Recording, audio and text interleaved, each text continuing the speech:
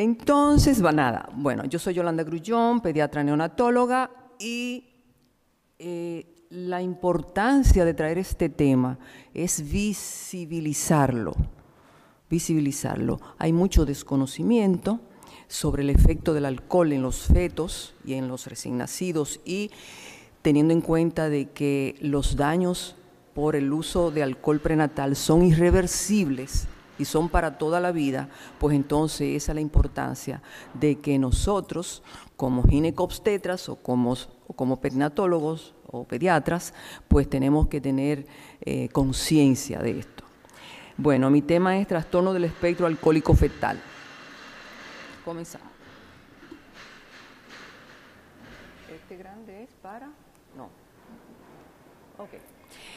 ¿Qué es el espectro o el trastorno del espectro alcohólico fetal? Agrupa una gran cantidad de anomalías mentales, conductuales y cognitivas en una persona cuyo antecedente fue que su mamá tomó alcohol durante en su vida fetal. En su vida fetal. La forma más grave es el síndrome alcohólico fetal. Entonces, es la menos frecuente, pero es la más grave. Y nosotros vamos a decir por qué. Un poquito de historia. Este diagnóstico comenzó a describirse en los años 50 del siglo pasado, o sea que no es tan viejo. Se le atribuye a un francés, Lemonnier, y a John Smith, el haber acuñado el término de trastorno del espectro alcohólico fetal y del síndrome alcohólico fetal. Dentro de este paraguas, de este grupo, porque es un espectro, ¿verdad?, encontramos diferentes trastornos en función de su afectación o de su penetrancia, por decirlo así, ¿verdad? Aunque los síntomas, aunque sean leves o graves, son irreversibles. Entonces, en ese sentido, se han descrito dentro del espectro el síndrome alcohólico fetal, que es el más grave y el menos frecuente, el síndrome alcohólico fetal parcial, el trastorno del neurodesarrollo relacionado con el alcohol y defectos congénitos relacionados con el alcohol. Cuando hablamos de prevalencia del conjunto de manifestaciones que puede producir el espectro, se estima que está entre 9 a 10 de cada 1000 recién nacidos. Pero ahí viene, cuando usted hace estadísticas, cuando hace investigaciones de este trastorno, hay mucho sesgo, ¿verdad? Porque es muy difícil usted diagnosticar el consumo de alcohol en las embarazadas. Eso tiene que ver, ¿verdad?, el trastorno de la predisposición genética, de la cantidad de alcohol consumida y el momento del consumo. Por tanto, es difícil uno hacer el diagnóstico. Okay. Diversos estudios publicados se dice que alrededor del 40% de las embarazadas han consumido alcohol. También, vuelvo y digo, depende de dónde se hizo el estudio y la población que se escogió. Analizar este dato es muy complejo porque se normaliza el uso de alcohol, ¿verdad? Tomar una copita no hace nada. Un traguito al año no hace daño, ¿verdad? A las mujeres embarazadas, pues, le han hecho creer muchos mitos como que un vaso de cerveza ayuda a que el niño salga limpio o que se limpie el niño, ¿verdad?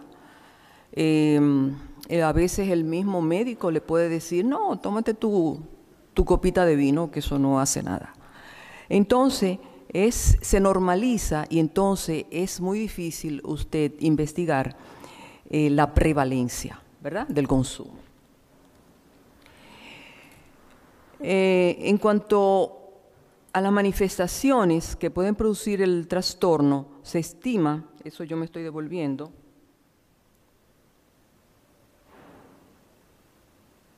¿verdad? Ok.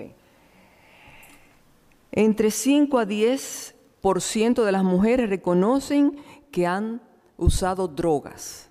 Así es más fácil, fíjate.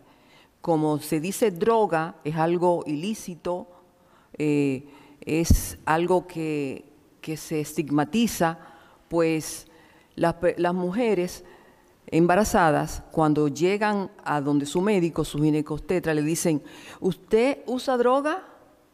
Bueno, usualmente dicen cuando la usan. ¿Por qué? Porque ellas saben que eso es peligroso. Pero cuando te dice, ¿usted toma alcohol? No. Entonces uno tiene que hacer el interrogatorio dirigido y decir, pero aunque sea una copita de cerveza o un vasito de cerveza. ¿Por qué? Por lo mismo que decía. Es más fácil que las mujeres embarazadas, cuando van a su médico, admitan que consumen marihuana o cocaína o cualquier otra droga fuerte, ¿verdad? Fuerte, entre comillas, que decir que toman alcohol. Se ha considerado que el trastorno del espectro alcohólico fetal está considerado como la primera causa prevenible, y aún sabiendo eso, es difícil tú saber en qué momento la mujer puede afectar al niño o al feto cuando toma alcohol. Se dice que no hay una cantidad segura para la mujer embarazada. O sea, todo depende, como ya decíamos, de la predisposición genética, del consumo prolongado, etc. Obviamente, en nuestro país hay muy pocos estudios para saber la prevalencia y para saber la incidencia también del trastorno. Recientemente, apenas hace 2 meses, se publicó o se hizo un estudio, se terminó un estudio, un estudio de tesis de una psicóloga, ella se llama María Eugenia Portela, donde ella buscó 3 hospitales de maternidad y entonces comenzó a interrogar a las madres con un cuestionario bien dirigido y encontró que un 52% de las mujeres admitían haber tomado alcohol, o sea, una prevalencia de consumo de un 52%.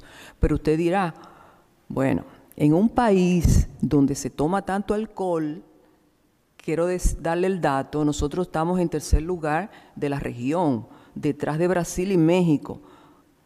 ¿Sabe por qué? Somos menos, pero en cuanto a la densidad poblacional hay más consumo. O sea que aquí se bebe y de a mucho, y ustedes lo saben. ¿Por qué? Entonces, ¿cómo se produce esto? Bueno, ustedes saben lo que es un agente teratogénico, que es toda sustancia externa o agente externo que afecta al feto, ¿verdad? Entonces, entre los teratogénicos, que es una lista larguísima, pero esta es una lista incompleta con respecto a que solamente se menciona lo que son alcohol y droga. Alcohol está en primer lugar, ¿verdad? Es teratogénico demostrado. Tabaco, marihuana, cocaína, crack, heroína, tóxicos inhalados, como la juca, ¿verdad? Que está tan... Ahora se usa el vapeo también. Vapeo es, ¿verdad? Que es el cigarrillo este que usan. Entonces, todo eso es como un estilo de vida. Cuando una mujer consume, no estoy hablando de adicción, que consumen estas drogas fuertes, por default consumen alcohol, ¿verdad? Porque el medio le es propicio.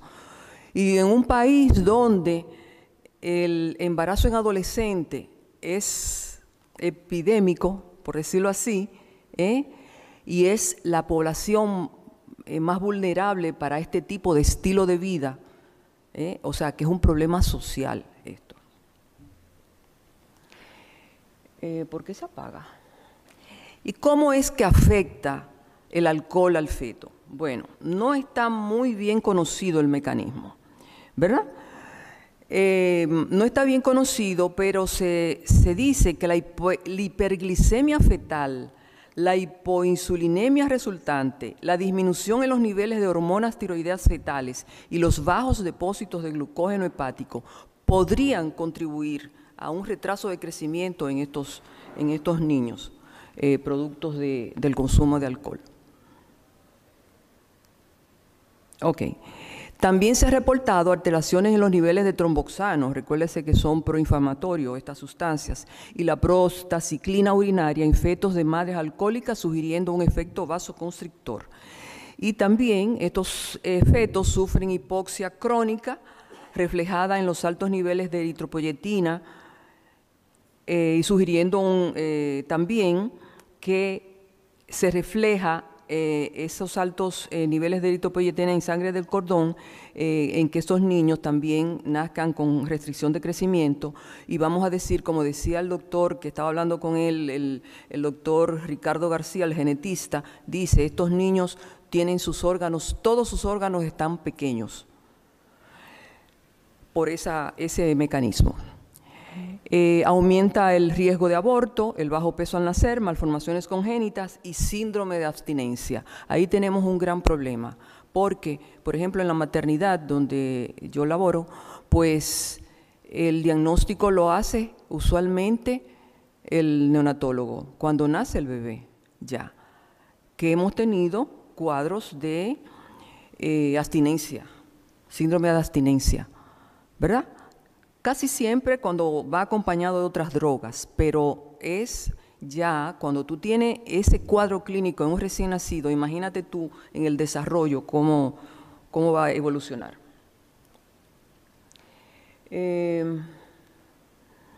Entonces, el diagnóstico del trastorno del espectro autista, alcohólico fetal, fue que voy a hablar del autismo ahorita. El gran desafío del diagnóstico es, primero, que tú encuentres o investigues o corrobores la exposición prenatal al alcohol, que tenga características fetales anormales, que la vamos a describir, que tenga problemas del sistema nervioso central y que tenga peso o estatura bajo. O sea, no estoy hablando de que el espectro pueda tener todo, pero una de cada de ese cuadro pueden aparecer y eso te hace diagnóstico.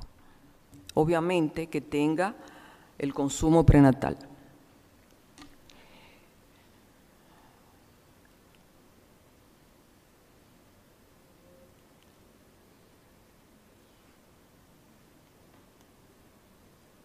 Y entonces,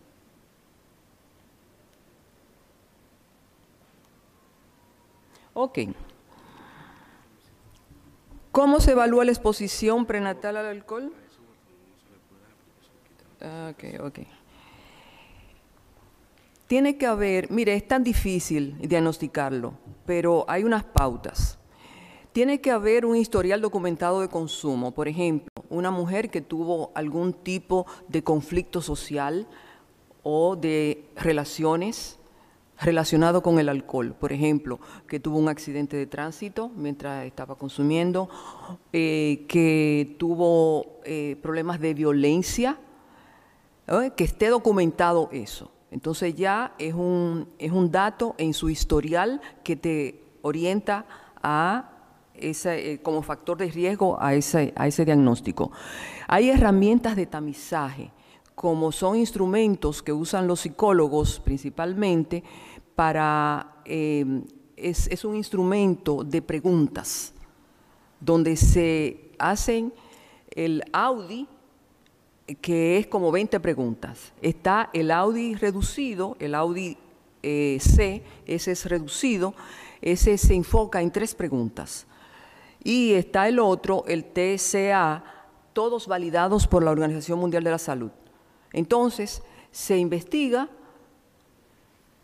cómo se siente cuando toma alcohol, si toma sola o acompañada, si está consciente de que eso le hace daño al feto.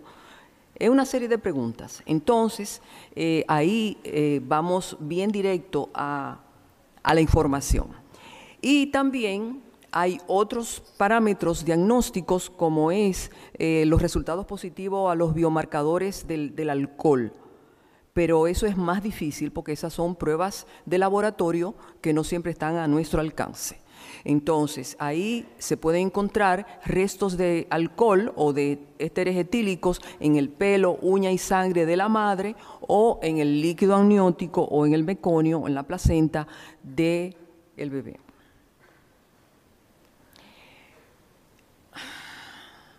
Es que me está saltando.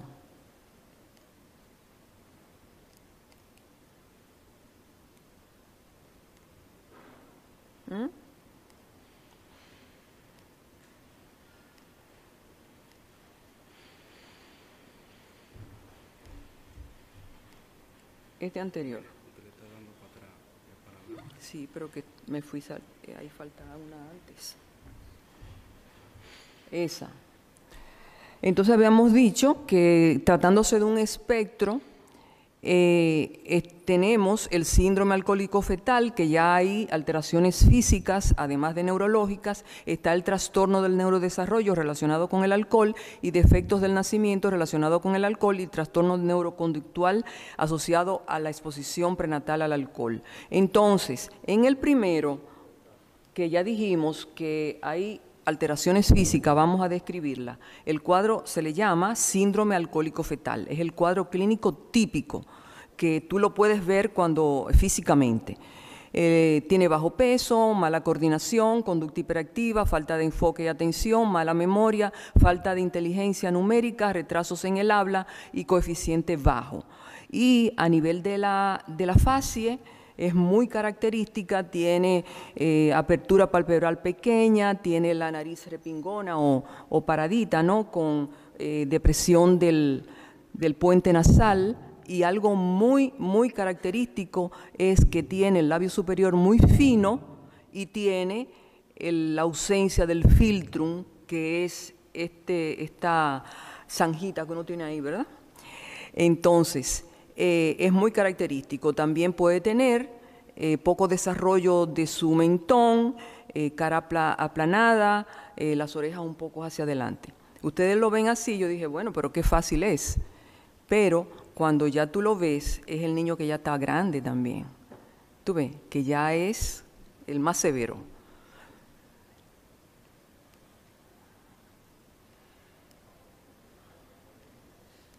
Ok. Aquí dijimos que está bien. Bueno, ok. En el desarrollo uno puede ver ya todo esto que nosotros dijimos, pero en el espectro que no es el síndrome como tal, sino que tiene características, aunque no tiene unas características muy definidas a nivel de su cara o de su físico. Tú ves, esa niña está con su mamá. Es una niña adoptada, ¿verdad? Tiene bajo nivel de razonamiento, en los bebés puede tener problemas de succión y sueño. Ya eso se ve, tú ves, en el desarrollo, problemas de corazón, riñones y huesos, baja estatura, cabeza pequeña, características anormales que ya dijimos en la cara. Si ustedes la ven, como que se parecen, ¿verdad? Sin embargo, la mamá no es un espectro, sin embargo, la niña sí.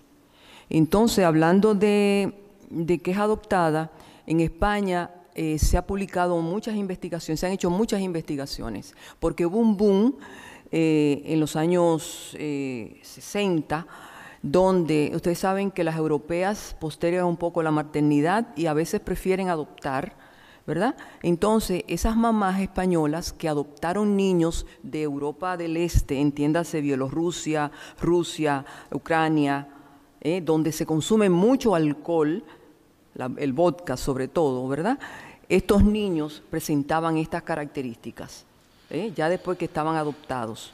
Era el niño que lo etiquetaban de espectro autista, porque tiene mucho en común. Y yo me pregunto, ahora con esta epidemia de diagnóstico de trastorno del espectro autista, ¿cuántos niños no tienen el antecedente, y uno no lo sabe, de consumo de alcohol?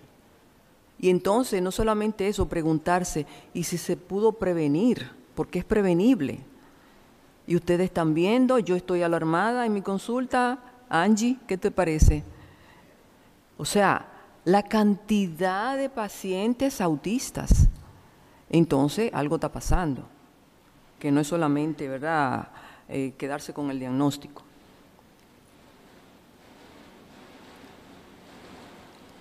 Ok, entonces, fíjense ustedes, el criterio diagnóstico es muy, vamos a decir, hay que tenerlo muy en cuenta cuando tú lo comparas con otro diagnóstico diferencial como es el TEA, o sea, el trastorno del espectro autista y alguna discapacidad intelectual también que puede haber, algún tipo de anomalías congénitas, síndromes, etcétera.